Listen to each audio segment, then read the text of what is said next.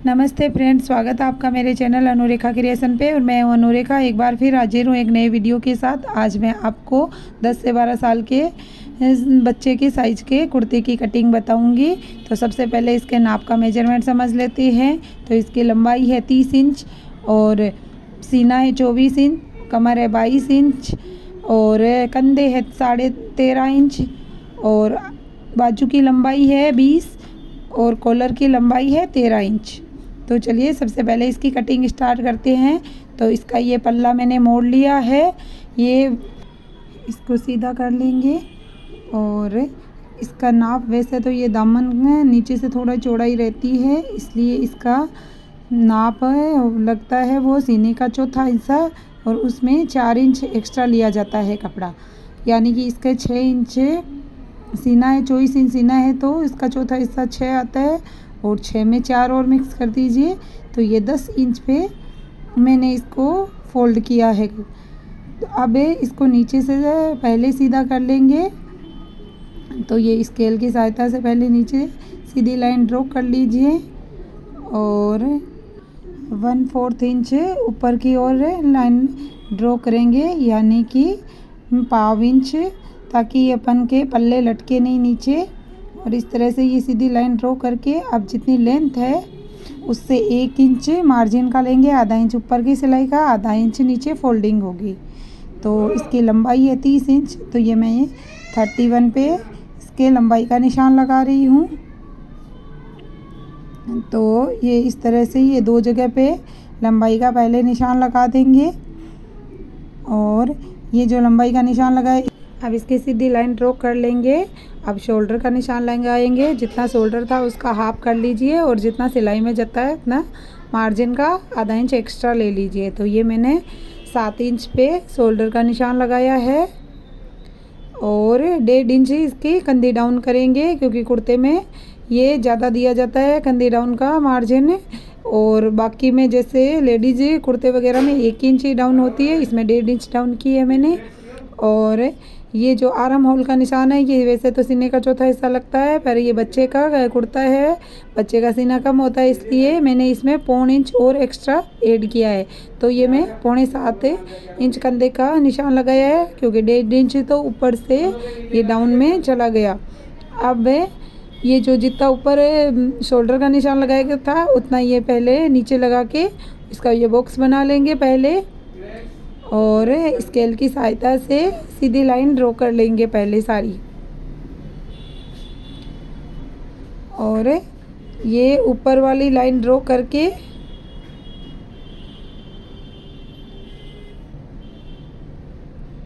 और अब ये इसके गले का निशान लगा रही हूँ मैं। तो ये मैं गले की चौड़ाई रखी है 2.5 इंच और ये वैसे तो बारवा हिस्सा रहता है सीने का, और 2.5 इंच नीचे डीप रखा है मैंने। अब इसका ये इस तरह से ये बॉक्स बना के गोलाई लगा देंगे, या आप चाहे तो पहले कर लीजिए इसकी कटिंग, या फिर आप पहले ऐसे ही हल्का निशान लगा के भी छोड़ सकते हो, बाद में जब कॉलर बनाते वक्त भी इसकी छटाई हो जाती है। तो ये मैंने एक साथ ही बताया है, अब ये इसको दोबारा छानने की ज़रूरत नहीं पड़ेगी। अब इसकी जितनी कंधी डाउन की थी उसकी तिरछी लाइन ड्रॉ कर लेते हैं।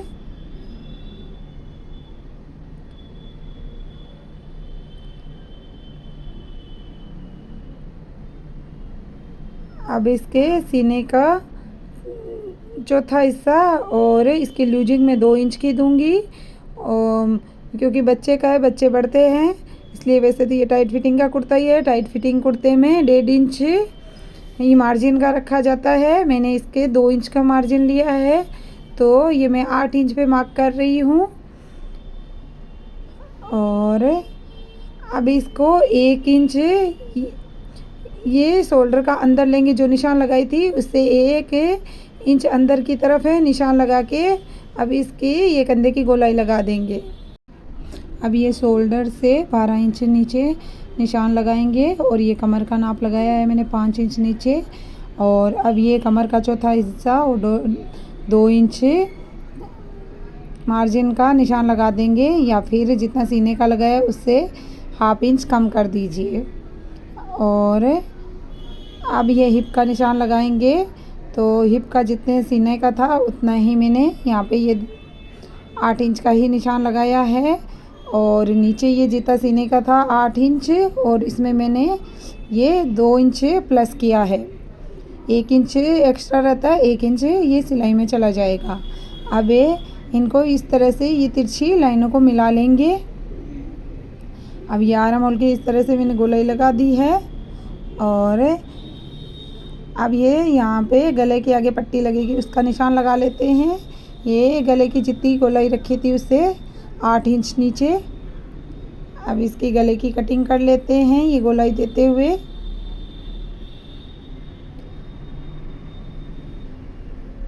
अब ये कंधे की कटिंग करके ये आर्म होल की गोलाई देते हुए इसके कटिंग कर लेंगे।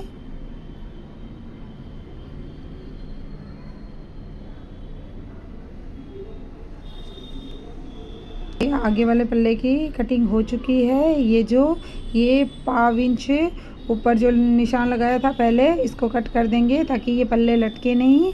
अब ये आगे की पट्टी वाला कट लगा लेते हैं। इसको कट करके फिर एक ये इस तरह से हल्का सा कट लगा दीजिए ताकि सिलाई में आगे से मुड़े नहीं।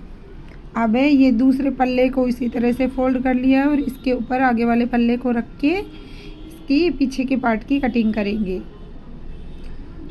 तो ये दोनों पार्ट को इस तरह से बराबर जमा लीजिए। और फिर जो ये ऊपर की साइड है ये 1.5 इंच एक्स्ट्रा रहती है पीछे वाले पार्ट में, तो ये इससे 1.5 इंच ऊपर की तरफ निशान लगाएंगे इसके। और ये जो आर्म होल की जितनी गोलाई दी है उससे 1 इंच कम और रहती है इसकी पीछे वाले पार्ट की गोलाई, तो उस हिसाब से इसकी कटिंग करेंगे। और ये पीछे से 1 इंच डीप कर दिया है मैंने।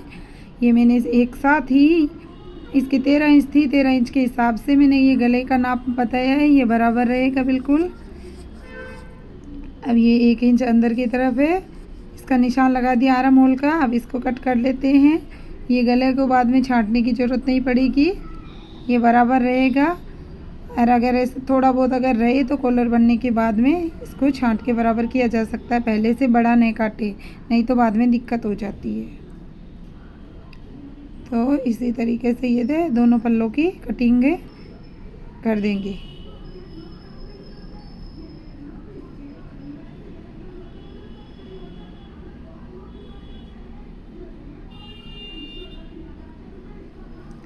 अब इसके ये दोनों पल्ले कट हो गए हैं। अब इसके ये पॉकेट का निशान लगाएंगे। तो ये जो अपना निशान लगा हुआ था उससे 1 इंच ऊपर की ओर छोड़ते हुए और उससे 5 इंच ऊपर ये पॉकेट का निशान लगाया है मैंने। अब इसकी बाजू का कट कर लेंगे। बाजू की मैंने लंबाई से 1 इंच एक्स्ट्रा ले लिया था क्योंकि ये आधा इंच नीचे फोल्डिंग होगी, आधा इंच ऊपर सिलाई में जाए। बाजू की चौड़ाई में ही सीने का चौथा हिस्सा का ही नाप लगता है, तो इसका सीना था 24 इंच, तो ये मैंने 6 इंच बाजू की चौड़ाई रखी है ऊपर की तरफ से। और यहाँ पे ये सीने का 8वां हिस्सा लगता है, तो ये मैं 3 इंच पे निशान लगा रही हूँ जितनी इसकी डाउन करेंगे ऊपर से। और ये 2 इंच पे निशान लगाया है मैंने। अब इसको स्केल की सहायता से सीधा कर लेंगे जो 3 इंच पे निशान लगाया था उससे। और अब ये जो 2 इंच पे निशान लगाया था वहाँ से इस तरह से तिरछी लाइन लगा देंगे। अब एक ये लाइन ये बीच में सेंटर पे रखते हुए इस तरह से लगाएंगे जिससे ये आगे वाले पार्ट की गोलाई की कटिंग इसी लाइन के नाप से होगी। और अब ये मैं 4.5 पौने 5 इंच आगे का निशान लगा दिया है बाजू की गोलाई का। और अब ये जो बीच का सेंटर का निशान लगाया था उसको फोल्ड करके बीच का निशान लगा दीजिए। अब इसको एस का शेप देंगे, आधा इंच अंदर की नीचे की तरफ अंदर की तरफ, ऊपर की साइड में बाहर की तरफ आधा इंच के शेप से ये मैंने एस का शेप दे दिया है। पहले ये पीछे वाले पार्ट के हिसाब से कटिंग करेंगे। तो ये पीछे वाले पार्ट के हिसाब से मैंने ये जो तिरछी लाइन लगाई थी उसके हिसाब से ये गोलाई देते हुए मैंने कटिंग कर दी है बाजू की। अब इसको बाजू को खोल लेंगे पहले बीच में कट का निशान लगाते हुए।